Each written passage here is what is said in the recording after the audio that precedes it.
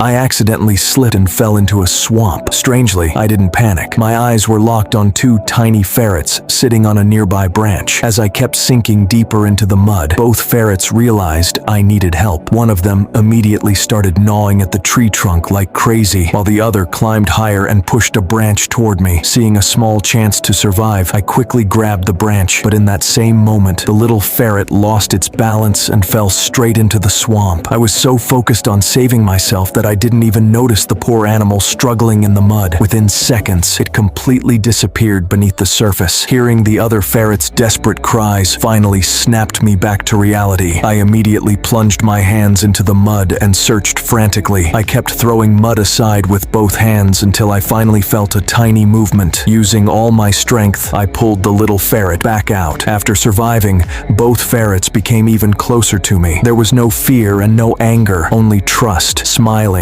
I gave them names, Kodo and Pado. They climbed into my pockets as if they had always belonged there. What I didn't know was that a mysterious power inside me was slowly awakening. Maybe that was why these little creatures trusted me so completely. After traveling for a long time, I sat on a rock to rest. Suddenly, an eagle swooped down from the sky. I looked into its eyes, and strange visions instantly flashed through my mind. I saw soldiers tying an animal to a wooden post and beating it mercilessly. That's when I realized the eagle was asking me for help. Unable to ignore the strange pull, I followed it. Before long, I found a black panther tied up with ropes while two soldiers prepared to attack it again. Instead of rushing in, I signaled to Kodo and Pado. The two ferrets quietly slipped behind the soldiers and stole their crossbows. By the time the soldiers realized what had happened, it was already too late. I sprinted toward the panther. Both soldiers charged at me with their swords, but I didn't back down. Within moments, I defeated them both. I barely had time to catch my breath before a mounted warrior emerged from the shadows. He aimed a crossbow straight at my chest and was about to fire. At that exact moment, the eagle dove down like lightning and knocked him off his horse. Seizing the opportunity, I threw my knife and cut the panther's ropes. The moment it was free, the panther lunged at the fallen soldier and finished him within seconds. When everything was over, I turned to leave, but the panther stepped in front of me. There was no anger in its eyes, only gratitude. And just like that, I gained another powerful yet fiercely loyal companion.